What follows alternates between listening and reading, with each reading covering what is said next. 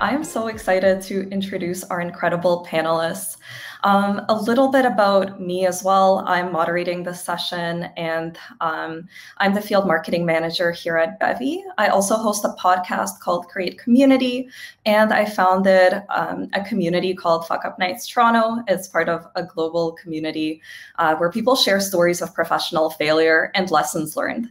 So I'm super passionate about community. I'm super passionate about retail and e-commerce and all things commerce communities. And I'm so excited to have two incredible experts with me here today. So we have Jamie Levy here, who's the head of engagement at Shopify, and Jane Lee, who's the co-founder of LaunchPop and an e-commerce investor and an advisor.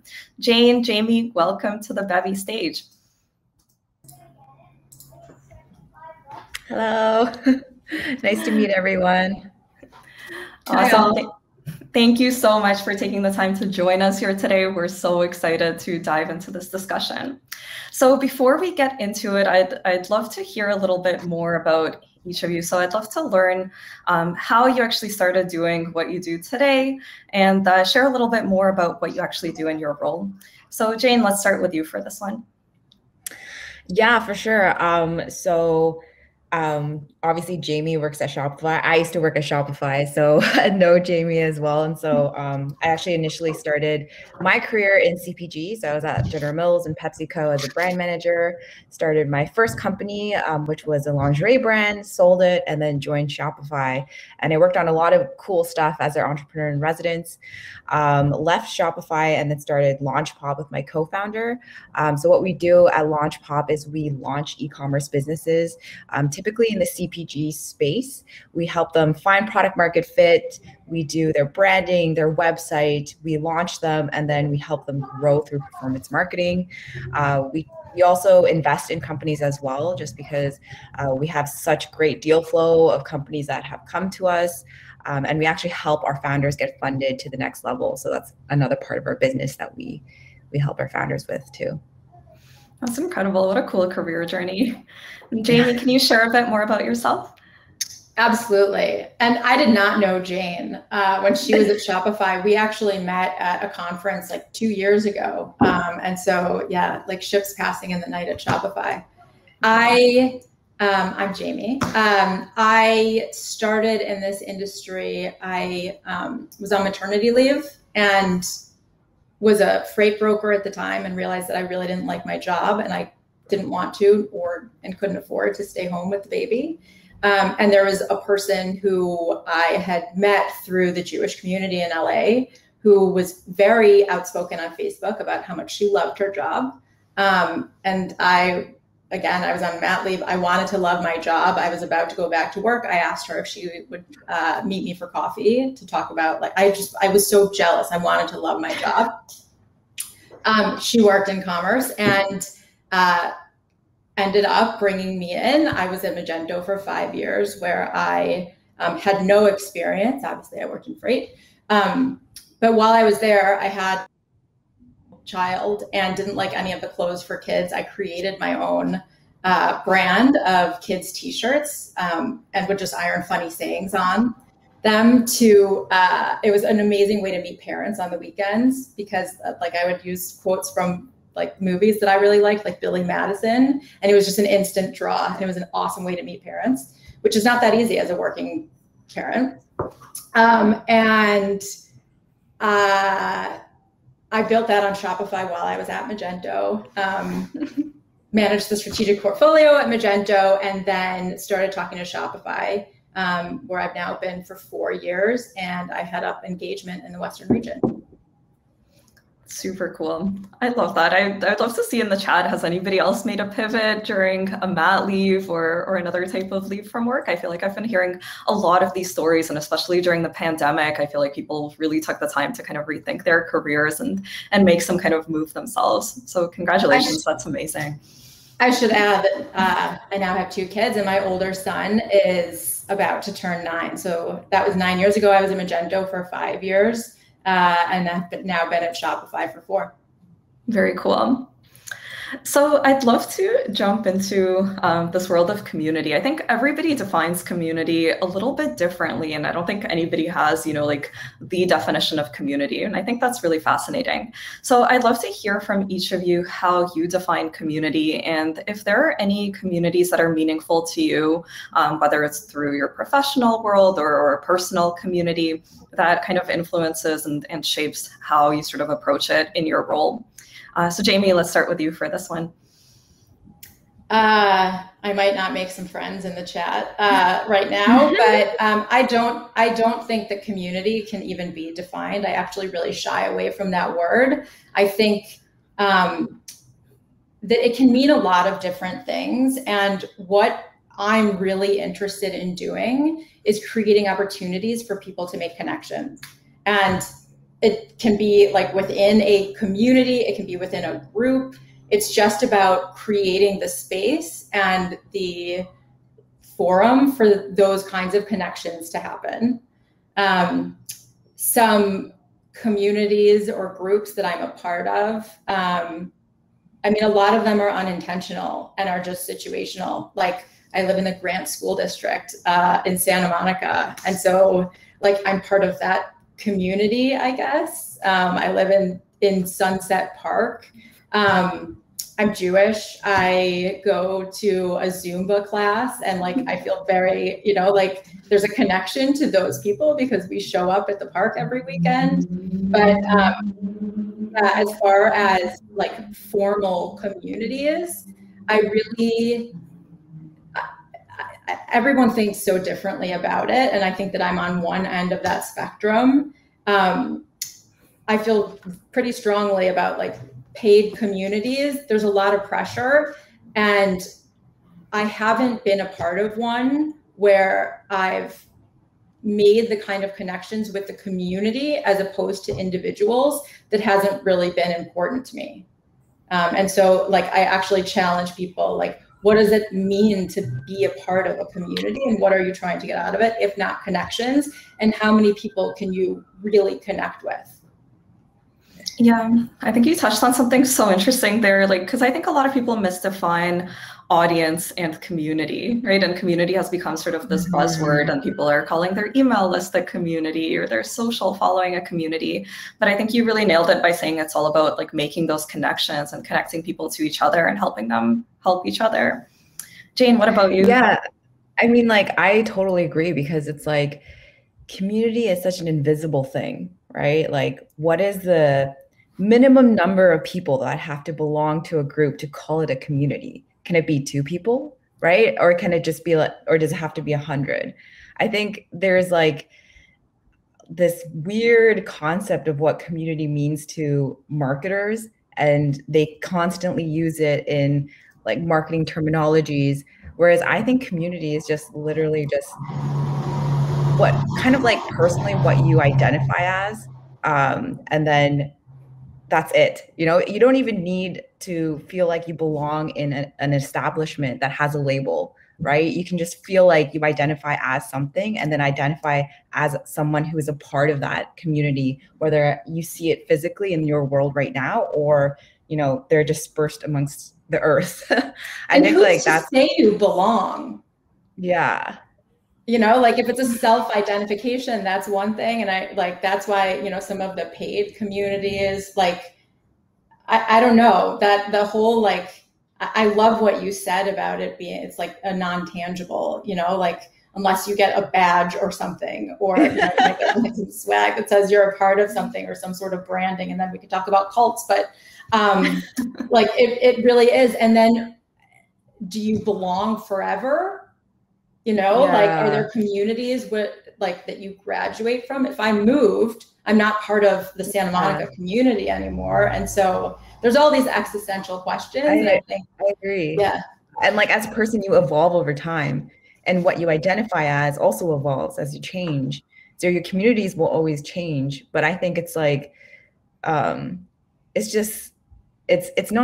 almost it's very philosophical if you think about it, right? Is it just what you identify as, or is it a group that you belong to?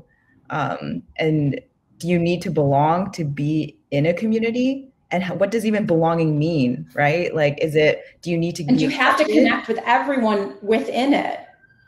There are plenty of parents in this community that I don't like, but I think about, my kids and their classrooms, or, it's an intentional group of individuals, and we shouldn't expect everyone, just because you're part of a community or in that group, to have a connection with every single person. Yeah, absolutely. I love that. I think it's community can be very transient, and it really there's only so many where you can meaningfully participate and be a member, and you almost have to audit which communities you're a part of, and if you're bringing value to them, and if you're getting value in return. So we're here to chat about commerce and community. So I'd love to learn a little bit more, now that we've chatted about what community means to us on a personal level, let's dive into what it means within your professional role. So Jane, let's start with you. What does community mean at LaunchPop, and what kind of community programs are you running or encouraging your founders to run? Yeah, so it's interesting because personally, when I think about community, it's one weird conversation I have with myself. But then when I coach my founders and we talk about community, it's very it is really a strategy and a tactic, right? So before we work with founders early stage, before they launch their companies, right? Usually people will come to us with a prototype of a product and we'll say, this works, let's bring this to the world.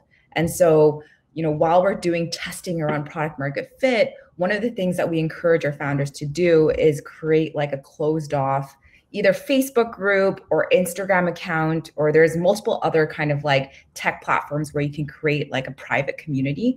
And we encourage people to bring in anywhere from 100 to 200 of your core target consumers into this group that you don't personally know.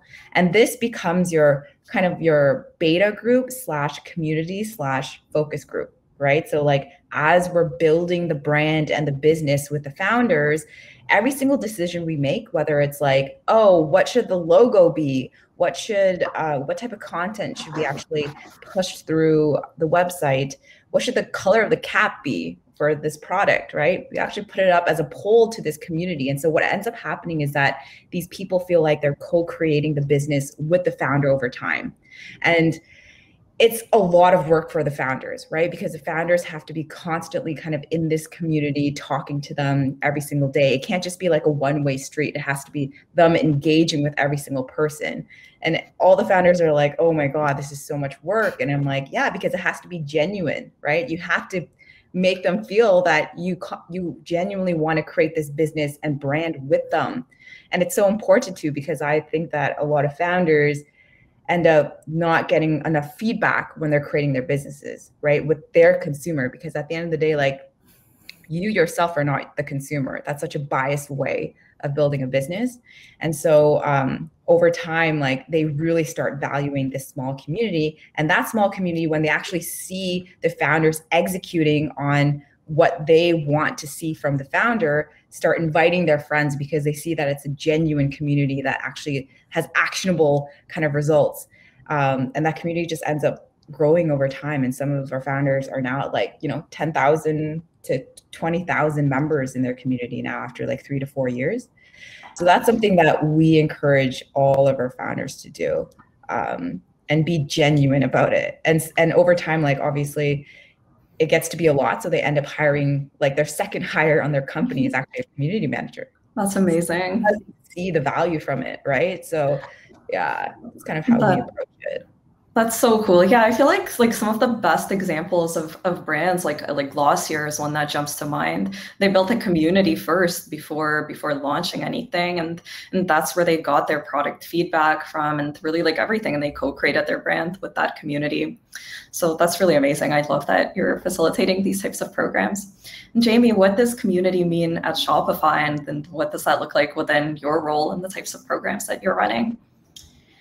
So at the beginning of the year, we actually regionalized, and my team were really focused on the Western region. Within that, I think the intention to create opportunities to bring brands together with each other and the right teams at Shopify that's really the North Star. create those opportunities for individuals to connect, not necessarily at scale, but and not measured. Like we've talked about measurement, and I kind of think that it's BS. Again, it's an unpopular opinion, but I think that you can put a lot of pressure on like, what is a successful community? And I go back to, are we creating opportunities for individuals to connect? And so it's really interesting. Jane was talking about like what I think of as an advisory board, you know, and Glossier Emily did an amazing job at, you know, creating those kinds of opportunities for the public and her potential future and now current customers to weigh in and, you know, build with them. And then those people, because they feel so attached to the brand, they become these incredible advocates and create their own groups, you know, that they're bringing in and making those connections. And it's this like beautiful symbiotic relationship, and it just grows and grows and grows. But when you start to be like, well, you know, how many people did this person bring in? And we could talk about MLMs, you know, like just, you can put unnecessary pressure on. And so when I think about different ways that we can intentionally create these opportunities, sometimes it's workshops, sometimes we have a space in downtown Los Angeles. We also have a space that we are opening today in New York. And if you think about like even WeWork, you know, there were these spaces that were like melting pot. I don't know what the right word is, but like it became really easy to make connections.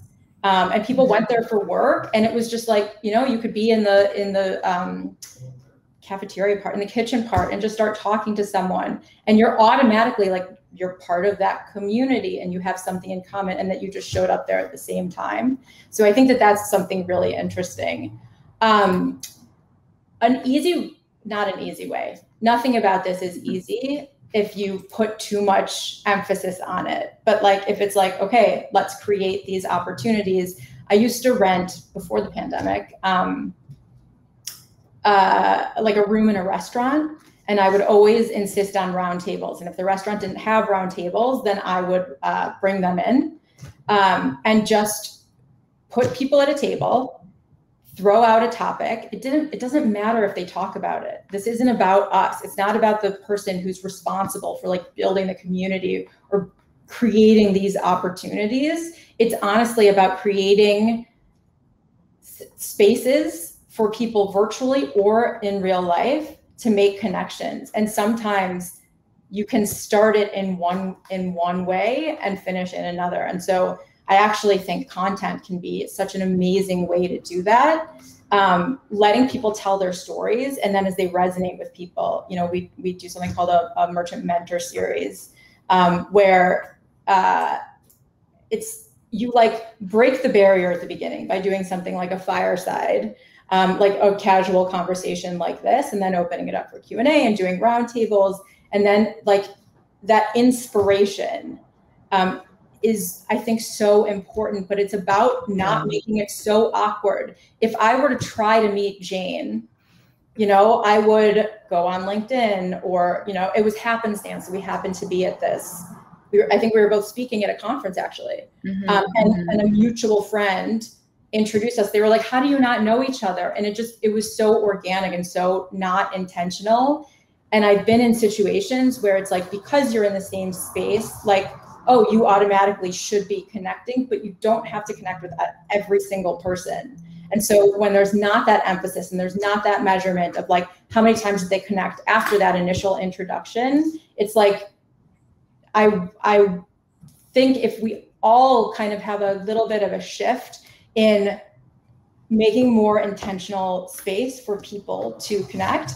And if you don't connect with someone, that's okay. If you have someone in your network you can make an introduction to that they might benefit from, then do that. But it's like, create the space, make introductions where it makes sense. And if it's not a fit, then move on. But like, don't stop, like, you know, talking. Like, it's all about talking. It doesn't have to be so, it's like, connection can't be measured. And so I think that that's a part of why like community can't be measured. And there are some communities that measure based on like financial gain. And this isn't about ROI.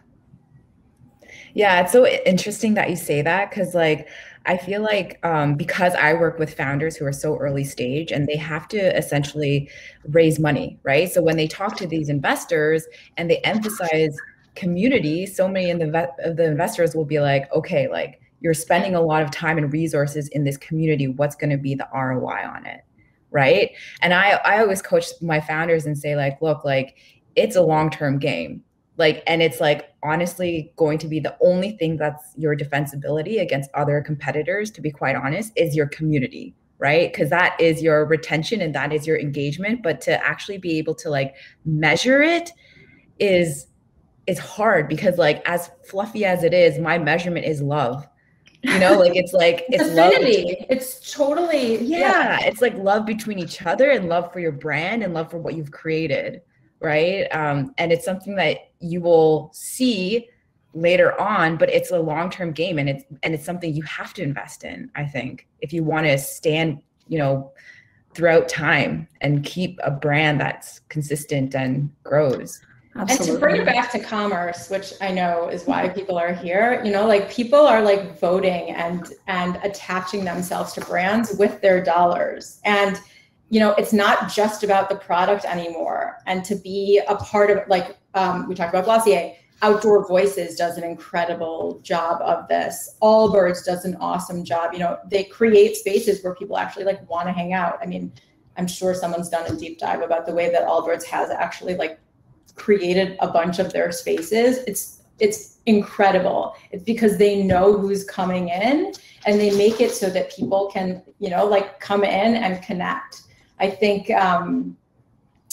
like what Jane said, this isn't something that can be overlooked, and it's not something where you check a box. It's an ongoing intention to create those options and opportunities. And when roundtables or in person isn't an option, we have to be really respectful of meeting people where they are and giving them different ways of connecting. I think you know, like workshops is an interesting one. There's a lot of new platforms where you can do, I mean, now we're 18 months into a pandemic. And I think a lot of us, I may be projecting here, but like, I'm sick of looking at squares on the screen. And, you know, sometimes you get an invitation for something and it's like, oh, 60 or 90 minutes, you know, to stare at a screen that we're already doing all day can be really difficult. And, I think it's so important to give different options in terms of like the format, the time, the expectation. And so there's like, you know, 20-minute options or opportunities of like a round table, because it doesn't always have to be this long and long-term commitment. Mm-hmm. Yeah, that's very true. There's so many different things that we can do in the virtual world to create engagement and do something that feels authentic and unique. So I'm excited to dive into that. But Jane, I love what you said about like the value of community. I think like you really nailed it. Like people can copy your product. It's easier than ever to start an e-commerce business with Shopify and all kinds of other platforms and things that help you sort of create that and drop shipping and all of that. But so people can copy your product pretty easily and create a competitor, but a community is something that people can't really copy. It would take a really long time to build it, and that is your competitive advantage. So I love that that's something that you preach to your founders. That's the other thing though, right? Like it's like you need to create a mission that's bigger than your products at the end of the day. Like Shopify is such a good example, right? Like it's not about the actual tech. Like it's about the mission of like helping entrepreneurs, right? And like same with the product. I was just going to say, for those that don't for those that don't know. So, I mean, Shopify is a product-led company, and the mission is to make commerce better for everyone. And that means a lot of different things to a lot of different groups. And yeah. Sorry, go ahead, Jane. Yeah. But it's like the bigger mission, and like everything Shopify does like aligns with that mission, right? In terms of communication, and like same with your products. If you're selling like lip gloss or, and a water bottle, it has to be bigger than just the water bottle. And that goes to like, what does your brand and your product stand for in the grand scheme of things? And what's the soul behind your brand? Because like people will want to be part of something that has a soul, and a bigger mission. So I think that's like so fundamental before you think about even creating community. You can't expect people to create a community around hair accessories. Like, Yeah, you have to find something that these folks have in common and that they're excited to chat about. And I think also with Shopify, with connecting the merchants, yes, they're there to talk about e-commerce and scaling their business and how they're doing that. But I think it goes more towards helping people feel less alone in building that business. And entrepreneurship can be so lonely, and to feel like you have this community of other people that are doing something similar and that have gone through your challenges and that have gone through some of the failures that maybe you're facing, that's really priceless. I think I'm sure there are a lot of books about, e-commerce and building a brand. I mean, I'm reading one called Ramping Your Brand right now. There are like MBAs, I think building a brand in and of itself is an MBA. I think, like you said, that loneliness is so, it's not important. It's like visceral. It's like, it can be all consuming, and entrepreneurship can be really lonely, and you can spend a lot of money to, read what other people have done. But if we can create these opportunities for people to talk to others, so many times when we get into those like roundtables or workshops, the conversations that individuals are having with each other are to validate their ideas. Like they want that peer networking, that peer recognition. And to be able to like create those connections so that they can, send an email and be like, yo, am I way off base here? Like, it doesn't have to be, like, let's get tattoos now, we're, blood sisters, but just to like be able to validate, bounce ideas off of, give some feedback, in a different way. And so I think that like validation piece and just the simple connection is it's so important, because that loneliness, you can be in a room of, 100 people, you can be at a conference, you can, like learning about these things. And it's one thing to be spoken at, and it's another thing to be a part of a conversation and to be able to not derail a conversation, but like ask what's on your mind. And so like, ultimately that's what people really want, in my opinion. Yeah. Absolutely. So I want to chat about how we can actually create these really meaningful and authentic experiences for folks that belong to some of these communities. So if any of you have like any examples or just like things that jump to mind from some of the communities that you've seen, and also how can we incorporate a sense of FOMO into it to really make people want to belong and want to participate. So Jane, let's start with you for this one. Yeah. Communities that I've seen work really well.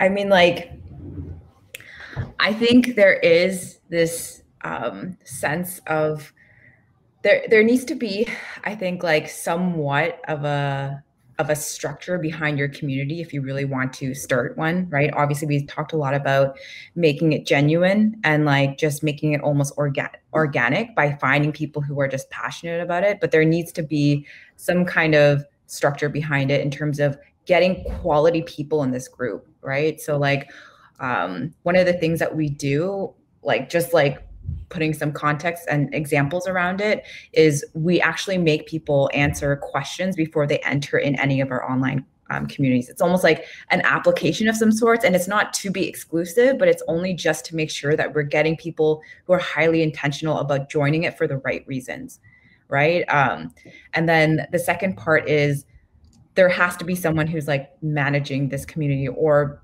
not has to be, but if there is, it's probably better, just to keep things rolling. And so typically we do get like the founder or a community manager to create kind of like what that looks like, the content schedule for the next month. What does that look like? Obviously, a lot of it is organic for what all the members kind of want to talk about, but creating a list of things that you want to put into that group, whether that's campaigns or polls or questions, like setting that all up front, I think is something that should be done.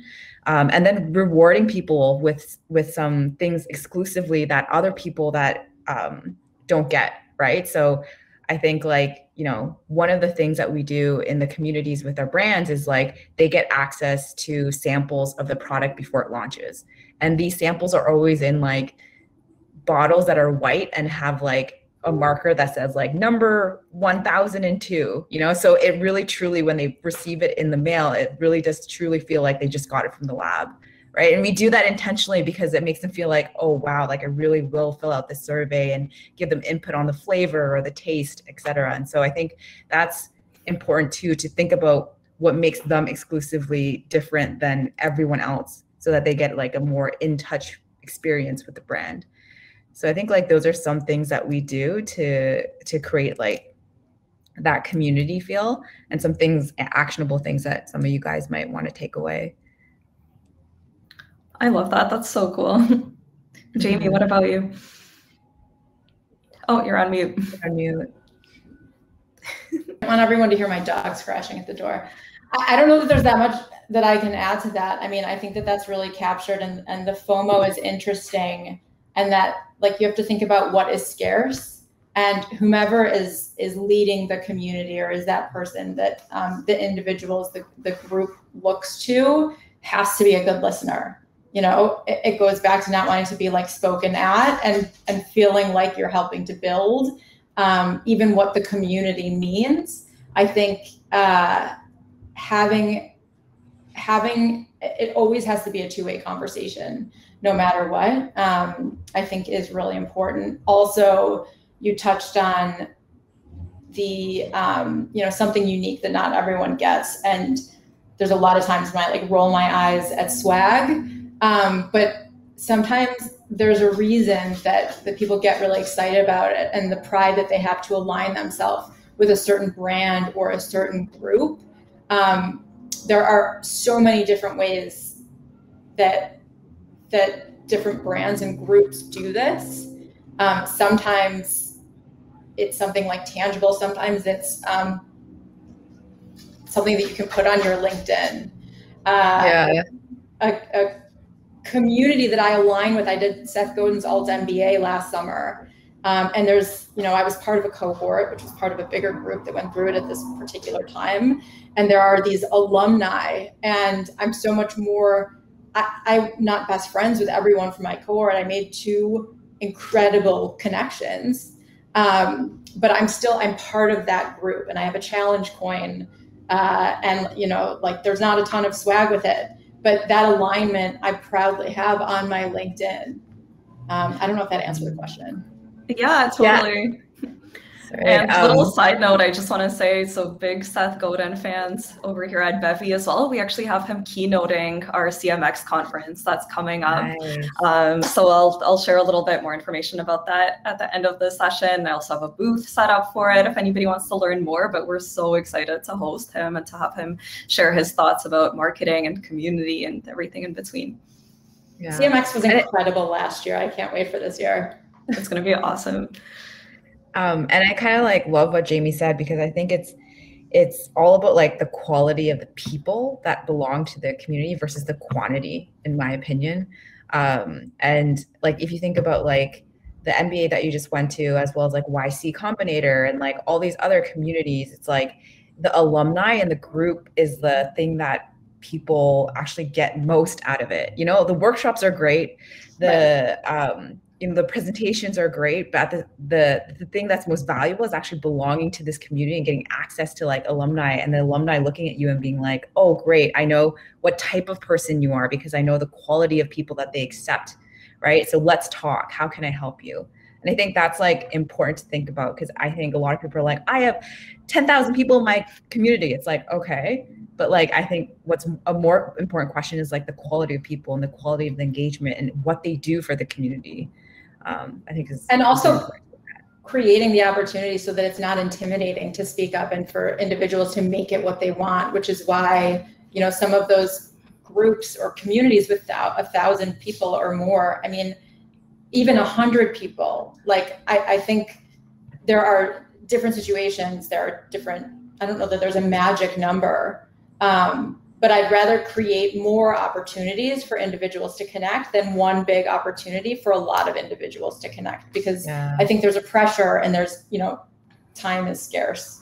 And so, you know, how in depth can you even get to see if, you know, this person should really be a connection, if it's like a speed dating, you know, type of thing, or it's in between sessions at a conference and it's like, oh, you know, you say whatever's on their name tag and you're like, what do you do there? And then it's like the bell rings, you have to go back in. And so like those ongoing opportunities, I think, are so important. Absolutely. Yeah. So I just want to remind folks to please add any questions that you have for Jane and Jamie to the Q&A tab. I want to make sure that we had some audience Q&A as well. But I think the question on everybody's mind right now as we kind of plan what we're doing for 2022 and beyond, and as the world sort of shifts into this post-pandemic reality, what do you guys think the future of commerce and brand events look like? What have you seen? Are you thinking in-person is going to be the way to go, virtual, hybrid, or some other kind of format? Would love to hear what you're sort of seeing out there. Jane, let's start with you.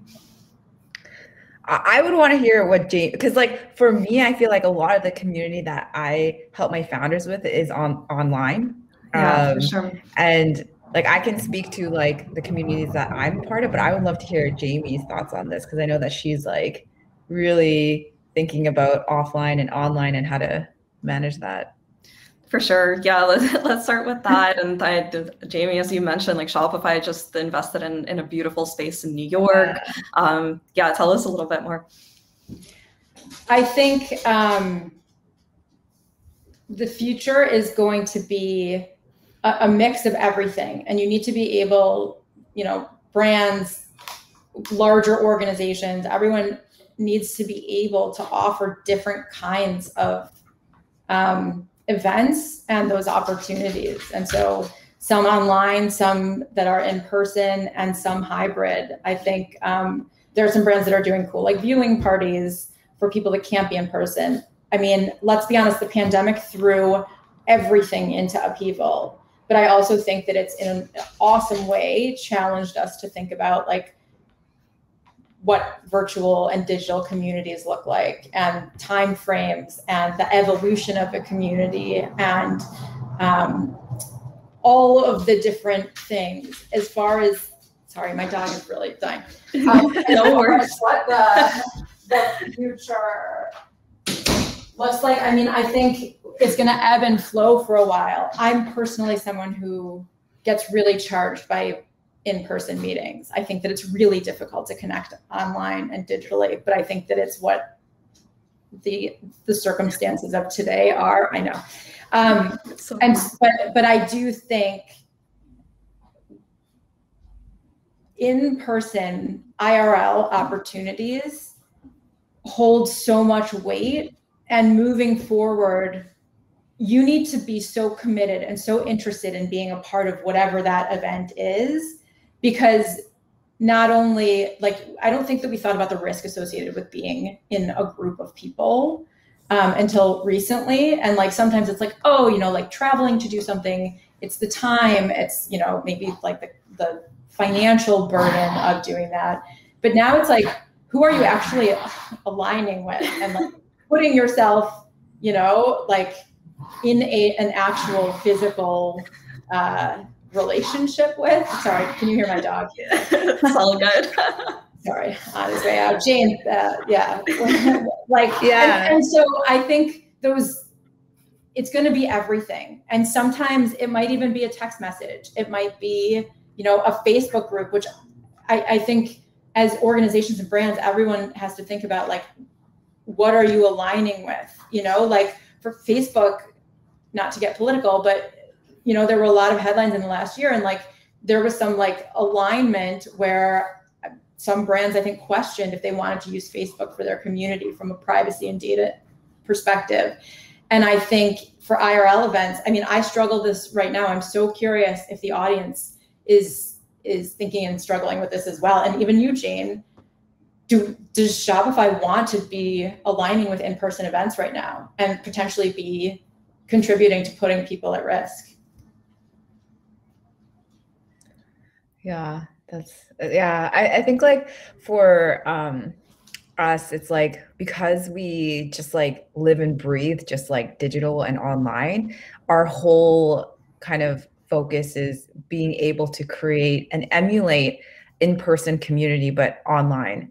And to be honest, like I don't know if there is a solution or an alternative to how great online communities are. I mean, offline communities are. I think it's hard to replace like meeting someone in person and having an amazing chat just serendipitously because you're in the same room, right? Versus how do you actually create that same experience online? It's very, very hard.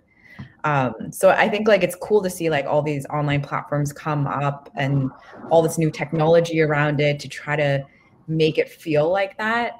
And we'll probably see more of it. And I want to see like how these things are going to evolve, to be honest, because yeah. I think it's a good point, and I don't want to poo-poo on the online communities and even this experience. I mean, it's a hybrid of some sort. We're able to have this conversation, but there's also this chat going on, and that doesn't happen in person. Like someone's not going to keep interrupting and being like, "Well, I have a question." And so I think that this is actually really beautiful, and that there's space for everything, and people are going to think differently, 6 months from now and a year from now. And I think it is so important to honor and to listen to what the individuals that are part of whatever the group and community is, what they want, and to be able to, pivot and be flexible. Absolutely. I think that's really the key with virtual events. I think especially when the first lockdown happened and the pandemic just started, I think when people were thinking of virtual events, they were trying to recreate what they were trying to do in person in a virtual format.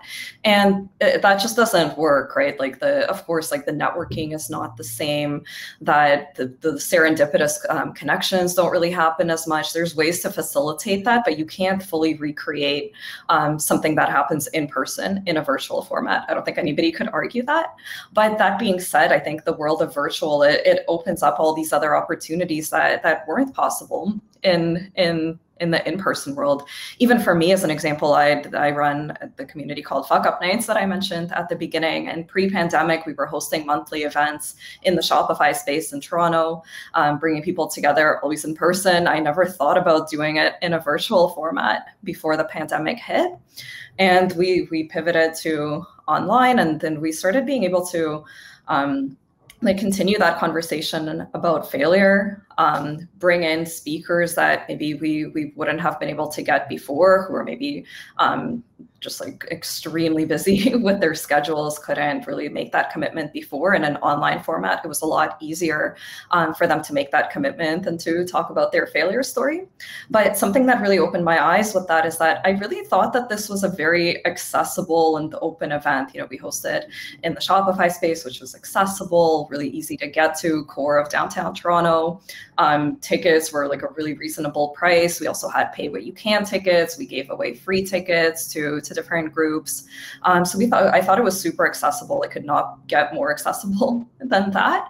But with the online events that we did, I had people, messaging me later on LinkedIn and saying that they were aware of the community for the last 3 years. And this was the first time that they were able to attend because maybe they're a parent or they live somewhere outside of downtown Toronto, and it was just not realistic for them to make that trek after work. So finally, this community was open to them. So I think the world of online kind of creates that, but I really miss the in-person events for Fuck Up Nights, and I'm hoping as restrictions kind of loosen up in Toronto, I can bring that back and have both, have some online components and have the in-person side of it as well. I think if you're in person, you're there. I mean, people might be looking on their phones and, stepping out, to text or whatever it is. But online, there are all these other distractions that isn't necessarily bad, but something like a Facebook community where you can go and participate when you want. And if there isn't that live component, I think that it just goes along with having different kinds of opportunities for individuals to connect and participate, and the flexibility within all of the different kinds. Yeah, absolutely. So just another quick reminder, if anybody has any questions for Jane and Jamie, please drop them in the Q&A. There's a question for Jane about her shirt. Yeah, I saw that. Yeah, let's address that now. A little break. Question from Austin. Oh my God. Where did you get your top from, if you remember? Revolve.com. So just, it's like everyone shops there in LA. Yeah. Well, that's really nice of you to get that for your wife. It would be a nice gift. Yeah. That's awesome. Okay, cool. We'll see if we get any other questions rolling through. We had some pre-submitted as well from folks that registered. So a question from Jessica, she asked them if you have any advice for brands that are trying to establish a customer advisory board or an ambassador program. Yeah, if you have any advice around that you could share. Jane, is there anything that kind of jumps to mind from advice? Yeah. I think the ambassador program is a really great idea. And I think like a lot of people, they used to use influencers as ambassadors, but I think what's even better nowadays is actually just getting normal people without any following, because everyone has a community that they belong to, right? To be an ambassador for you, so that you get like micro influencers or whatnot, or just genuine, just normal people who can speak about your brand, who genuinely just love your brand. And so I would say, one, just like very tactically, like create an application, make it like, so that it's very like high touch, like have Zoom calls with your customers and ask why they want to actually be like a part of your ambassador program. It may take you some time, but one, they will love talking to the founders. And two, I just think that they will even become more loyal to your brand if you do that yourself. And you actually get to ask them questions. Why, what do they want to do? And you'll be able to be more in the front lines of your business, which I think is really important. And then be able to like, and think about it kind of like with the resources that you have, build out what that ambassador program looks like. I think creating something very unique is important. Don't just be like a brand that launches the same kind of like cookie cutter ambassador program. Like, what does that look like? What kind of experiences do these ambassadors get when they actually join your ambassador program? How are you going to reward them? What kind of perks do they get? How often do they get communicated with? I think you have to be very like thoughtful about that experience, because like we mentioned before, ambassador community program, it's always such a buzzword, and people just like think it's something that you can just like easily execute, just copy and paste. But I think that if you do that, it won't be genuine and people can see straight through it. So yeah, those are just my 2 cents. Yeah, absolutely. And what are like some of those reasons that somebody would want to be an ambassador? Like, what are some of those that kind of jump to mind that folks can kind of share with potential ambassadors? Yeah, I think like it's interesting, because I think like when you create a brand or a product that genuinely stands for something that people align with in terms of their life values, I think like people will actually just want to be ambassadors without you even creating an ambassador program. And that's just what I've seen, right? Like one of the brands that we launched is called Panty Drop, and it's like a size inclusive panty brand. And like we created a community group called Private Parts by Panty Drop. And we made it like super, super private, because we wanted to a very safe place for people to talk about things like, like being male and wearing panties, like talking about the word fat. Is that a bad word? Like size inclusivity and all these things. And I think like, because that was so much part of the brand and the brand's mission to like really make size inclusivity a thing in this fashion world, we just got so many people who were like requesting us to even build this group and say like, we want to discuss, we want a safe place where we can talk with people who are aligned with this mission. And so we created that group for them. And so I think like, you just have to like go to the basics and figure out what you stand for. And then you'll find the people who want to stand for the same things. And that authenticity, like it breeds evangelism. you know, like whether or not there's a formal ambassador program. Like if you think about the brands that, I mean, if I think about brands that I'm like so proud to wear, you know, like logos are so different today than they were, you know, 20 years ago. Like everything, I'm 40. Everything said Gap or Banana Republic, and people were really proud to wear that. Yeah. You couldn't.